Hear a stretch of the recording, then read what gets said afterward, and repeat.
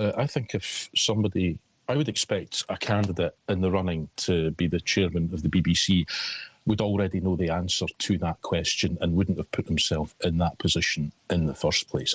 And I think there's also a subsidiary question here about what in the name of goodness was the Cabinet Secretary, Simon Case, doing throughout all of this? Because it seems that the sound advice to separate the individuals when it eventually came rather late in the day. And as I said, to be chairman of the BBC, it's one of the most significant and influential positions in British public life.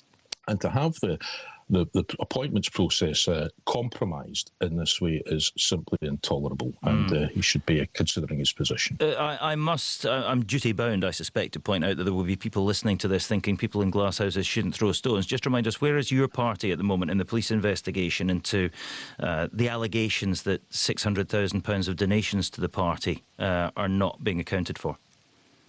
Well, I think they have been accounted for. There's certainly an investigation underway into that. I think if you're looking for an answer into how the police are progressing with that, you'd be better addressing that to the police. But well, the last I heard, a couple of weeks ago, I read a report suggesting that the police had gone to prosecutors asking them for permission to question very senior figures in your party over criminal allegations of misuse of donations.